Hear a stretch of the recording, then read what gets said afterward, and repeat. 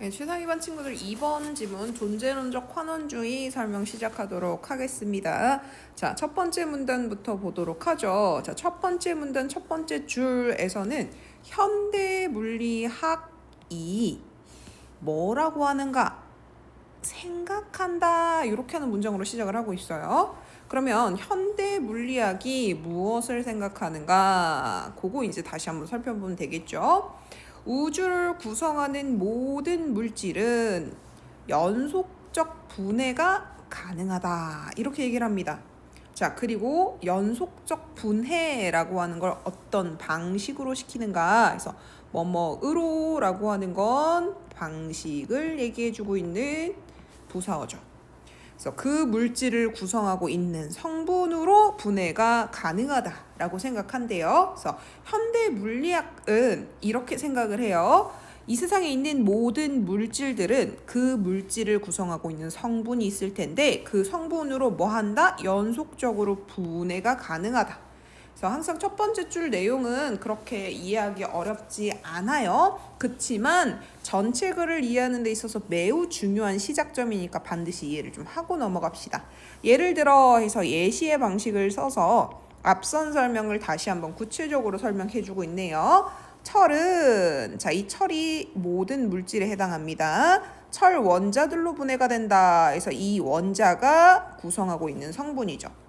선생님이 늘 얘기합니다. 예시 방식이라고 하는 건 문학의 비유법이랑 같은 거다. 그래서 요 예시 이후에 나오는 애들이 문학 보조관념에 해당하고 그리고 앞선 내용 중에 원관념이 있을 것이니 보조관념과 원관념 동일한 애들을 찾아서 매칭시켜놔라. 그래서 요 철이 무엇이다? 물질 중 하나고요. 철 원자가 무엇입니까? 철을 구성하고 있는 성분 중 하나죠. 그래서 물질은 그 물질을 구성하는 성분으로 분해가 되고 또 연속적으로 철 원자라고 하는 이 물질은요. 원자 핵과 전자라는 또 물질을 구성하는 성분으로 다시 분해가 되고 또 이 원자 핵이라고 하는 물질은 양성자와 중성자 그 물질을 구성하고 있는 성분으로 분해된다는 것이다. 자, 그럼 요거 환원 다른 말로 표현 한번 해보도록 하죠. 철 원자란 철을 구성하고 있는 성분이다. 맞는 얘기겠죠? 그 다음에 원자 핵과 전자는 철 원자를 구성하고 있는 성분이다. 자, 그리고 양성자와 중성자는 원자 핵을 구성하고 있는 성분이다. 이렇게 바꿀 수 있겠죠. 자, 그럼 양성자와 중성자는 철을 구성하고 있는 성분이다. 이렇게 중간 단계 띄워도 맞는 말일까? 맞는 말입니다. 자, 그럼 다음 문장으로 넘어가죠. 이러한 관점, 요 현대 물리학의 관점. 얘는 20세기 초에 형성이 됐고 과학자들은 이러한 관점, 앞서 나왔던 요 관점 이걸 활용해서 물질의 구성에 대해서 연구를 해왔대요.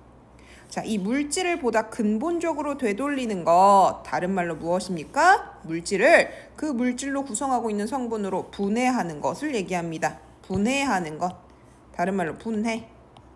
이걸 뭐라고 한다? 환원이라고 한다. 그래서 우리가 지금 보고 있는 글에서는 환원이란 무엇이냐라고 하면 특정 물질을 그 물질을 구성하고 있는 성분으로 분해하는 것 이렇게 환원해 주시고 들어가시면 됩니다.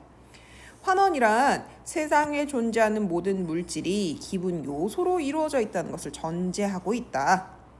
이 개념을 바탕으로 존재론적 환원은 부분과 전체 관계에서 전체의 속성이 전체를 구성하는 부분의 속성과 부분들 사이의 상호작용으로 이루어져 있다고 가정을 하고 있다. 그래서 존재론적 환원이란 존재론적 환원 다른 말로 바꾸면 뭡니까? 물질을 그 물질의 구성 성분으로 분해하는 것. 분해를 한다라고 하는 의견은 다양한 수준의 물질은요. 부분과 전체라는 관계를 갖는데 이 부분들의 속성들이 있을 거예요. 그럼 우리 예시에서 이 부분이 무엇인지 찾아볼까요? 조금 이해하기 쉽게. 자, 원자 핵이 전체라고 치면 부분은 무엇인가? 양성자와 중성자가 부분이겠죠.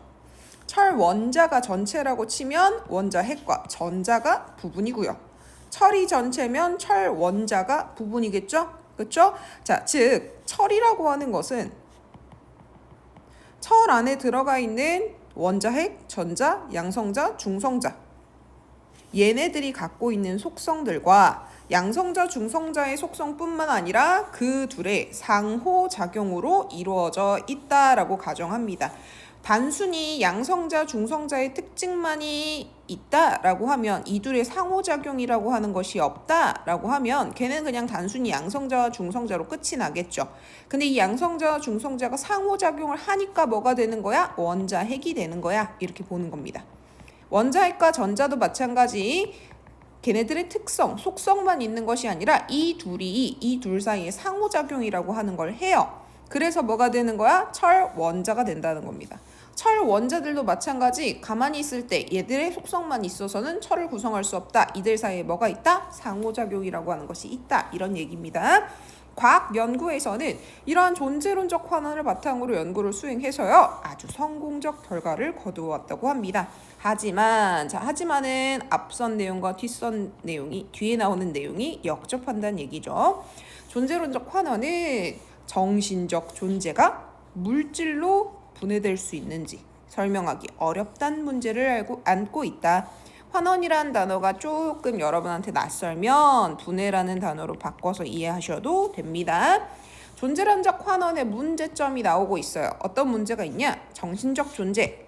정신적 존재란 사람의 영혼 같은에서 뭐뭐 같은 나오는데 뭐라 그랬어? 예시라 그랬죠. 예시. 그죠? 즉 정신적 존재는 사람의 영혼이다. 이렇게 얘기해주고 있는 겁니다. 사람의 영혼은 물질로 분해될 수 있는가? 이걸 설명하기 어렵다. 정신적 존재, 이런 영혼과 같은 존재가 물질로 분해가 가능한가에 대해서는 이원론과 유물론 두 가지 입장이 있다고 합니다.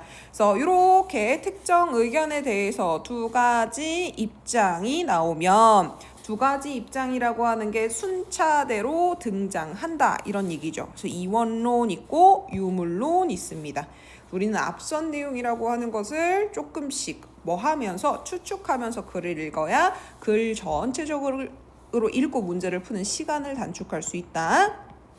자, 이원론이란 정신적인 존재는 독자적인 실체다. 그렇기 때문에 그래서 앞이 원인, 뒤에가 결과예요. 뭐가 더 중요하다? 결과가 더 중요하다. 물질로의 환원은 불가능하다. 이원론의 주장은 전신적 존재라고 하는 건 물질로 분해할 수 있다, 없다? 없다. 자, 하지만 앞선 내용이랑 역접됩니다. 이원론은 오랫동안 정신적 존재라고 여겼던 대상들이 복잡한 물질 현상으로 이해할 수 있게 되었다는 점에서 설득력이 약화됐다. 이원론의 주장대로라면 정신적 존재는 물질로 분해가 불가능해야 했죠. 하지만 오랫동안 우리가 정신적인 거야 라고 여겼던 대상들이 사실은 단순 물질적 현상으로 이해될 수 있었어. 이런 경험들이 많이 쌓였어요. 그래서 이원론의 주장은 어떻게 되고 있다? 약화되고 있다. 자, 유물론은 무엇인가? 유물론은요, 이 세상 전체가 물질로만 구성이 되어 있다라고 본대요. 이러한 앞선 유물론의 입장과 존재론적 환원 입장을 모두 수용을 해보면 뭐뭐 하면 가정해주고 있죠. 이렇게 두 개를 모두 다 수용한다고 가정해보면 이런 정신적 존재의 속성은 물질적 속성으로 분해, 환원될 수 있다라고 주장할 수 있대요. 자, 하지만 이런 유물론에도 역접 내용이 나옵니다. 이에 대해서 정신적 속성이 궁극적으로 물질적 속성으로 환원될 것이라고 믿는 입장과 세계에는 진정으로 존재하는 것은 물질밖에 없지만 그럼에도 불구하고 우리 두뇌와 같은 특정 물질이 가질 수 있는 추론 능력과 같은 정신적 속성은 자, 여기도 지금 같은 나왔어요. 이것도 예시입니다. 정신적 속성이 뭐야? 라고 하면 추론 능력이야 라고 생각해 주시면 됩니다. 추론 능력과 같은 이런 정신적 속성은 물리적 속성으로 환원될 수 없다고 보는 입장으로 나눠 생각할 수 있다. 지금 유물론이 또 두 가지 의견으로 나뉩니다. 그래서 한 가지 의견은 무엇이냐? 오직 물질뿐이다. 이렇게 생각하는 입장. 모두 물질적 속성으로 바꿀 수 있다. 분해될 수 있다 라고 보는 입장과 정신적인 속성이라고 하는 애는 물리적 속성으로는 분해 불가능하다. 환원 불가능하다. 이렇게 볼 수 있는 입장 두 개로 나뉩니다. 자, 그러면 이 두 가지 입장이 뭐야? 또 순차대로 설명돼서 나오겠죠? 전자에서 모든 건 물질이야 이렇게 얘기하는 애는 존재론적 환원을 존재자 그리고 속성 수준 모두에서 주장하는 것이고, 후자 정신적 속성은 환원될 수 없어 이렇게 보는 애들은 존재론적 환원이란 존재자의 수준에서만 수용되고 속성에선 수용이 된다 안 된다? 안 된다라는 입장이죠. 자, 우리 여기 지금 존재자라고 하는 표현에 이렇게 별표 나와 있으니까요. 존재자가 무엇인가 설명 한번 보도록 하죠. 존재자는 인간과 사물 등 이것들의 있음에만 주목하면서 무차별하게 이런 것들을 총칭하는 표현이다. 즉 인간과 사물이 존재자다 이렇게 생각하시면 돼요. 인간과 사물 그리고 그들이 갖고 있는 속성 모두 다 환원이 가능해 라는 주장 하나랑 인간과 사물은 환원이 가능하지만 우리가 갖고 있는 정신적 속성 추론과 같은 건 불가능해 라고 하는 게 후자. 이 중에 앞선 주장 2개 중에 후자의 주장 속성은 환원이 불가능하다 이렇게 얘기하는 사람들은 특정 물질의 경우는 환원 불가능한 속성을 지니고 있다라는 생각을 전제한대요. 자, 예를 들어 또다시 예시가 하나 등장합니다. 화학자, 물리학자는 화학에서 다루는 물질들을 궁극적으로 물리학에서 다루는 보다 미세한 물질들로 환원된다라는 것을 동의를 해요. 모든 화학적 용매는 전자와 원자, 핵으로 구성되어 있음을 인정합니다. 그러나 몇몇의 화학자들은 특수한 종류의 물리계는 화학적으로 정의될 수 있는 일정 조건을 만족시킬 경우에만 등장하는 이러한 창발적 속성이 물리적 속성으로 환원되지 않는다라고 얘기를 한대요. 자, 이 예시는 앞선 내용이라고 하는 것의 보조관념이라 그랬죠. 자, 인정한다 이랬어요. 자, 이 후자의 주장에 사람들이 인정하는 건 무엇이냐? 존재자죠. 그쵸? 그러면 자, 여기서 인정하는 내용이 무엇이냐? 모든 용매는 전자와 원자, 핵으로 구성되어 있다. 즉, 이 용매라고 하는 것은 뭡니까? 존재자예요. 존재자. 이 존재자는 모두 환원이 가능하다. 그러나 창발적 속성과 자기조절성이라고 하는 속성은 여기 창발적 속성까지만 일단 볼게요. 이 창발적 속성이라고 하는 것은 후자 입장에선 속성이라고 하는 걸 환원된다고 본다, 안 된다고 본다? 안 된다고 본다.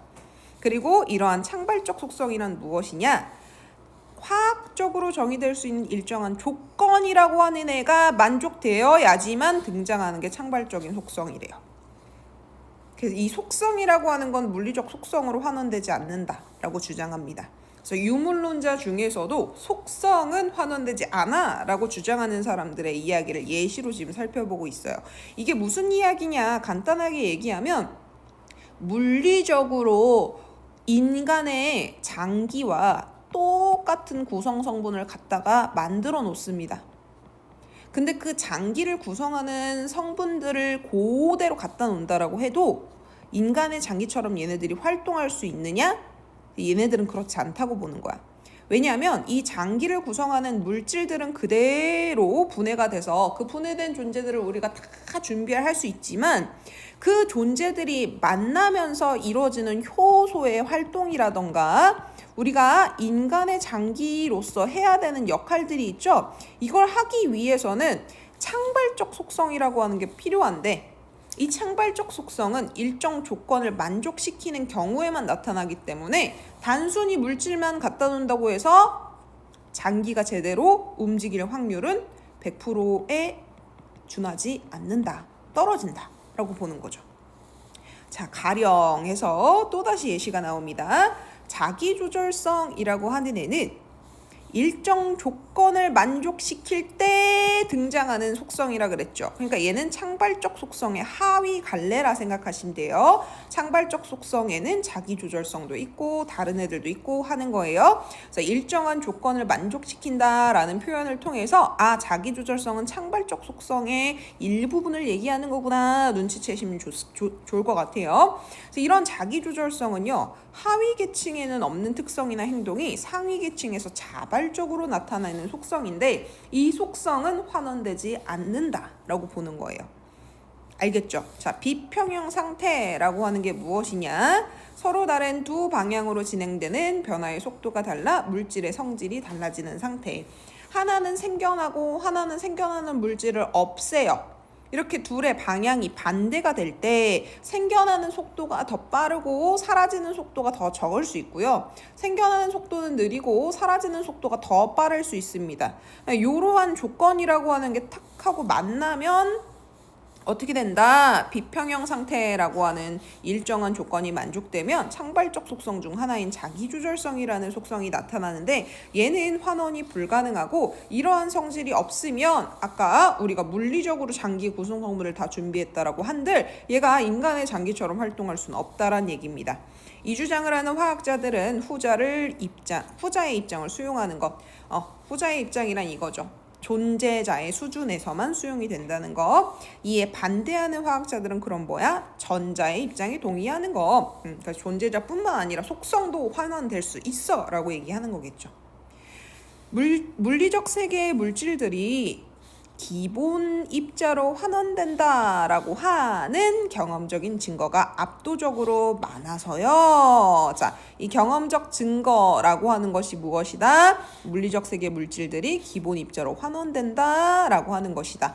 그래서 지금 이렇게 명사 앞에 은는 나와 있으면 뒤에 명사를 수식해주는 관형절이기 때문에 얘는 경험적 증거의 다른 말, 이렇게 생각해 주시면 됩니다. 이러한 경험적 증거가 압도적으로 많기 때문에 앞이 원인, 뒤에가 결과. 존재론적 환원이라고 하는 것은 존재자 수준과 속성 수준에서 모두 세계 전체에 대한 설명이 가능할 것처럼 보이기도 한다. 즉 전자의 입장에서, 유물론 입장 두 가지 중 전자의 입장에서 세계 전체를 설명할 수 있을 것 같아 보인대요. 또다시 예를 들어 설명합니다. 염기의 배열 순서를 읽어내면 인간의 다양한 형질이 발현되는 현상에 대한 생물학적 근거를 규명할 수 있을 것처럼 보이는 것이다. 염기의 배열 순서가 존재자입니다. 얘가 물리적 속성. 이걸 알면 우리는 인간에게 발현되는 다양한 형질이라고 하는 것에 근거를 규명할 수 있을 것 같대요. 형질이라고 하는 건 일종의 속성이 포함되어 있는 개념입니다. 창발성이라고 하는 속성이 포함되어 있는 개념인데 그것까지 전부 설명할 수 있을 것 같아 라고 이야기하는 게 전자의 주장이라는 거죠. 자, 염기라고 하는 것은 무엇이냐? 염색체를 구성하는 기본 요소를 염기라고 합니다. 자, 하지만 앞선 내용과 역접되는 내용이 나옵니다. 이러한 주장, 앞선 주장에 대해서 다양한 반론이 제기될 수 있다. 우선에서요, 반론이라고 하는 애가 이제 순차적으로 등장을 하는데 총 3가지 입장에서의 반론이 등장합니다. 그래서 개체주의적 입장, 인과론적 입장, 양자역학 입장은 유물론을 따른다라고 하면 얘네들은 유물론 중에서 전자야, 후자야? 후자의 입장들입니다. 후자의 입장들. 우리가 단순히 존재자를 파악한다 그래서 그 속성까지 다 유물론적으로 환원할 수 있는가? 그렇지 않다라고 반박하는 입장들입니다. 개체주의적 입장에선 무슨 이야기를 하냐? 자, 어떤 물질은 그 물질을 구성하고 있는 부분들이 지닌 속성과 각각 독립적으로 존재한다. 어떤 물질은 독립적이다. 이렇게 얘기합니다. 어떤 것과 그 물질을 구성하고 있는 부분들이 지닌 속성과. 자, 이 물질은 부분이야, 전체야? 전체야, 전체. 그래서 어떤 물질은 전체라고 하는 것이 갖고 있는 특징이 그 물질을 구성하고 있는 부분들의 속성들과는 달라, 독립적이야, 이렇게 바라보고 있는 겁니다. 따라서 물질과 부분의 속성은 상호작용을 하지 않기 때문에, 그래서 이게 원인, 뒤에가 결과. 물질은 그 물질을 구성하는 부분들의 속성으로 환원 분리되는 것이 아니라 단순히 부분들의 속성의 합으로만 이해될 수 있는 것이다. 즉, 물질이라고 하는 것은 물질을 구성하는 부분들의 속성으로 분해될 수 있지 않다. 그냥 그러한 부분들의 속성이 합쳐지면 이러한 물질의 특성이 나타나는구나, 이렇게까지만 이해될 수 있다. 환원은 불가능하다. 이렇게 보는 거예요.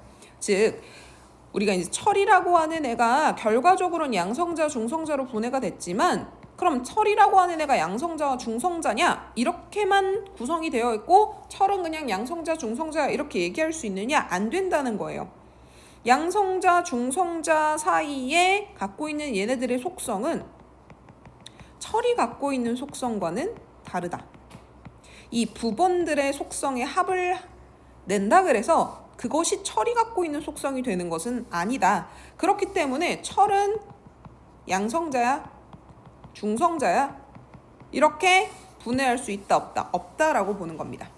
자, 인과론적 입장에서는 어떤 이야기를 하는지 볼게요. 어떠한 물질이 그 물질을 구성하고 있는 부분들로 환원되기 위해서는 물질의 부분의 속성 사이에 인과적인 관계가 존재해야 된다. 그래서 인과론적 입장이 사용하는 언어 중에 인과적 관계라는 표현이 나와 있습니다. 위에 나온 개체주의적 입장과 굉장히 유사해 보이는 주장이지만 개체주의적 입장에서는 사용하지 않는 용어가 나와요. 인과적인 관계라고 하는 것. 그래서 이 둘의 차이점이 무엇인가 생각해 볼 때는 인과론적 입장에서는 사용하고 있는 용어지만 개체주의적 입장에서는 사용하지 않는 용어가 있다면 그거 체크해 주셔야 됩니다. 따라서 어떤 물질이 그 물질을 구성하고 있는 부분의 속성 사이에는 인과적 관계가 존재하고 그게 존재하지 않는다면 환원은 불가능하다라는 반론을 제기할 수 있다. 그래서 인과라고 하는 건 원인과 결과인 거죠. 자, 양성자와 중성자가 똑같이 있다라고 칩시다. 이 둘 사이에는 원인과 결과, 인과관계라고 하는 것이 있어야 돼요. 상호작용이라고 하는 게 있어야 돼요. 그래야지 얘네 둘이 합쳐져서 원자핵이라고 하는 게 되고, 이 원자핵과 전자가 그냥 있으면 안 되고 이 둘 사이에 또 뭐가 있어야 돼? 인과가 있어야지 철의 원자가 되고, 철 원자들 사이에 또 인과관계가 있어야지 철이 되는 것이다. 근데 이러한 인과관계라고 하는 것이 없다 하면 불가능하다. 환원 불가능하다. 개체주의는 뭘 얘기하냐면 인과 이런 거 하지 않고요. 그냥 상호작용 없다라고 얘기합니다. 상호작용 없기 때문에 속성들의 합이라고 하는 게 그냥 전체 이렇게 되지. 그렇죠? 전체를 속성이라고 하는 걸로 환원하는 것 자체가 불가능하다. 알겠죠? 자, 마지막으로 양자역학 입장에서는 어떻게 반론을 하나, 미시 세계에서는요 아주 작은 전자의 세계라던가 중성자, 양성자 이런 세계에서는 어떤 물질을 이루고 있는 각 부분들의 상태는 독립적이지 않고 오히려 중첩 상태다 이렇게 얘기를 합니다. 앞서서 독립적이다라는 용어를 사용한 애가 있어요. 독립적이다. 이건 누구? 개체주의.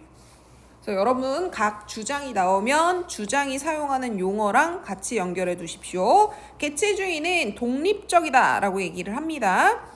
하지만 우리의 양자역학은 뭐라 그래? 독립적이지 않다라고 얘기하고 오히려 중첩 상태다 라고 주장을 해요. 따라서 물질이 그 물질을 구성하고 있는 각 부분들의 개별적 속성으로 환원 자체가 불가능하다. 이 개별적 속성이라고 하는 것 자체가 중첩되어 있는 상태이기 때문에 그걸로 환원하는 것이 불가능하다라는 겁니다. 자, 간단히 얘기하면 이런 거예요. 양성자의 특징과 중성자의 특징, 전자의 특징이 무엇이냐? 한 가지로 선택하라. 불가능하다는 거야. 이 조그만한 미시적 존재는 양성자와 중성자의 상태가 중첩되어 있는 상태다. 완벽히 정확한 건 아니지만 선생님이 간단하게 여기 본문 내용을 설명해 주려고 하는 겁니다. 과학적 지식으로는 틀릴 수 있어요. 양성자와 중성자가 딱딱 나뉘어진 것이 아니고 미시의 세계에서는 얘가 양성자일 수도 있고 얘가 중성자일 수도 있어.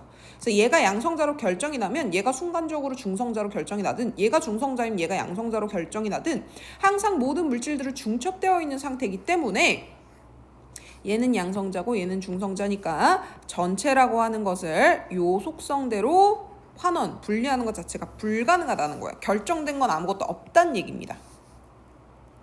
양자역학이 여러분 이해하기 조금 어려울 수 있습니다. 자, 양자역학은 무슨 얘기를 하는 거냐면, 자, 우리가 컴퓨터라고 하는 걸 사용할 때는 컴퓨터의 사용 기호는 0과 1이에요. 디지털 기기이기 때문에. 그래서 이 0과 1을 사용해서 000 이렇게 표현할 때랑 001 표현할 때랑 010 표현할 때랑 다 다른 의미가 되는데 이때 이 각각의 자리에서 이게 0이냐 1이냐 라고 하는 건 양자역학에서는 둘 다 중첩되어 있는 상태이기 때문에 0도 될 수 있고 1도 될 수 있어 이런 얘기야. 얘가 0으로 결정이 되면 얘는 1로 결정이 되고 그럼 얘는 0으로 결정되고 이게 순간적으로 우리가 이 존재를 쳐다보거나 인식하면 그때 결정이 된다. 이런 얘기입니다. 좀 어려워요. 양자역학에 대한 이야기는 여러분들이 계속 독서를 공부해 나가다 보면 과학 지문에서 종종 등장하니까 계속 이해하면서 배경지식화 시켜주시기 바랍니다. 자, 문제 한번 볼게요. 전개 방식 문제입니다. 전개 방식은 글이 아무리 어려워도 풀어내셔야 되는 문제죠. 2번이 정답이고요. 아닌 이유 한번 살펴볼게요. 존재론적 환원의 이론이 변화했는가? 변화하는 과정 안 나와 있습니다. 3번 보시면 존재론적 환원이 수용되는 과정이 나타나는가? 이 존재론적 환원이 받아들여지게 되는 과정은 안 나옵니다. 4번 존재론적 환원이 적용되는 다양한 현상들은 존재하지 않아요. 안 나옵니다. 그 다음에 역사적 의의를 서술한다. 환원 개념의 역사적 의의는 안 나옵니다. 아시겠죠? 자, 그 다음에 2번 기억은 모두 환원 가능해.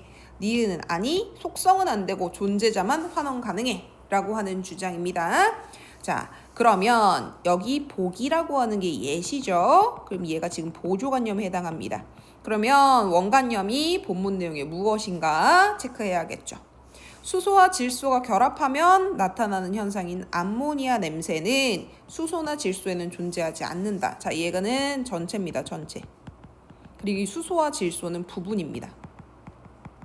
그리고 이 둘이 상온에서 직접 반응해야지만 나타나게 되는 새로운 속성이래요. 자, 수소나 질소에는 없던 속성이 두 개가 결합하고 어떠한 조건이 딱 성립이 되자 어떻게 됩니까? 암모니아 냄새라고 하는 속성이 나타나요. 얘는 니은의 입장을 강화시켜주는 주장. 자, 그 다음에 사람의 뇌를 구성하고 있는 이런 수십억 개의 신경세포는 거미줄처럼 연결된 회로망을 구성하고 있다. 자, 얘가 부분이고요. 얘가 일종의 그 부분들의 합이네요. 전체라고 볼 수 있을 것 같아요.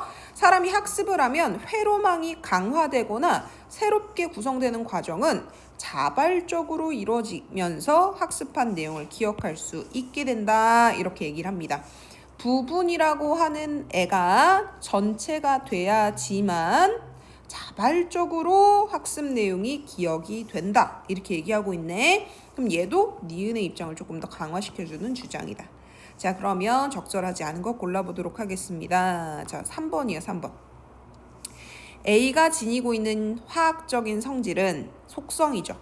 기억의 입장과 니은의 입장에서는 환원되는 것이 가능하다라고 본다. 니은의 입장에서는 환원된다, 안 된다? 안 된다고 보죠. 기억은 환원된다고 봅니다. 얘가 갖고 있는 속성이나 질소, 수소가 갖고 있는 속성이나 속성까지도 뭐 한다? 다 분해가 되기 때문에. 그죠? 다 환원이 되기 때문에. 그래서 기억의 입장과 니은의 입장에서 요 니은의 입장 때문에 틀린 겁니다. 자, 기억의 입장에서는 물질로 이루어져 있는 B가 환원이 가능하다라고 본다. 기억은요, A도 그렇고요, B도 그렇고 C도 그렇고 다 환원 가능하다고 봅니다. A가 화학적으로 정의될 수 있는 일정한 조건을 만족해 나타나는 창발적인 속성이라면 니은 입장에서는 A가 창발적 속성이란 점에서 비평형 상태의 자기조절성과 유사한 것이라고 볼 거야. 그렇죠. 기억의 입장과 달리 니은의 입장에서는 A가 수소, 질소에 존재하는 물리적 속성이고 예견이 가능한 것이어야만 환원이 가능하다. 그래서 이 수소와 질소에 존재하는 물리적 속성이면 환원이 가능해. 하지만 물리적 속성이 아니면 어떻게 한다? 환원 불가능하다. A는 뭐라고 얘기할까? 물리적 속성이야. 무조건. 오케이. 물리적 속성이면이 아니고 물리적 속성이라서 그냥 다 환원 가능해. 그러니까 기억의 입장과 니은의 입장이 다르다. 요거까지도 만든 설명입니다. 기억 입장에서는 C가 B로 환원되는 것이 가능하다. 기억은 다 환원된다고 해요. 니은의 입장에서는 C로 환원되는 것은 불가능하다. 그쵸? 왜? 학습 내용에 대한 기억이라고 해서 기억이라고 하는 건 여러분 뭐랑 비슷하냐면 앞서 얘기했던 추론 능력과 같은 정신적 속성을 얘기합니다.